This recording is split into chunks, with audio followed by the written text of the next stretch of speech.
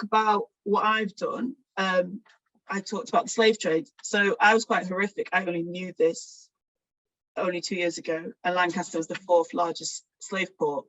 So then I said, okay, what we doing about it? You know, apparently there's a map out there which was available, but it wasn't well known. We did surveys, we asked local residents, did they know this?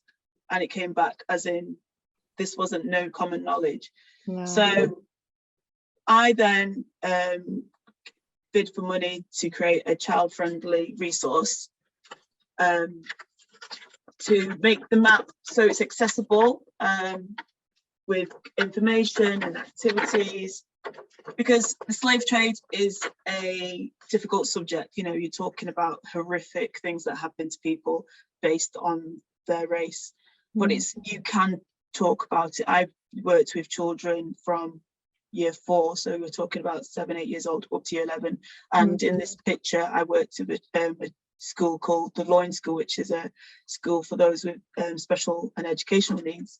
And you can see it was accessible. They were asking questions, they were processing it, they were challenging things. And it was because it was relevant, they could see it, because these are places that they'd seen, and we were making them see it in a different light. And highlighting, like, do you know there was a black servant who lived in that house?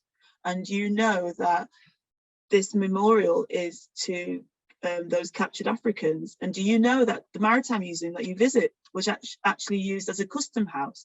And so, you can see like all these, and it's learning in real time. So we're not telling them the information, they're seeing it, and they're then questioning themselves. And I think that's not how you're going to get children on your side.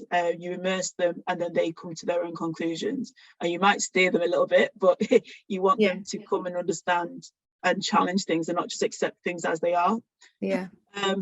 And to also further support schools, I recently created this resource, because I know the down pits of how much stress teachers have trying to cover the curriculum, pass exams, get children, mind the gaps and all those things. So this way, I'm trying to remove those kind of concerns. One thing that came out from talking to teachers was how to use the language, what language, what's the correct terms.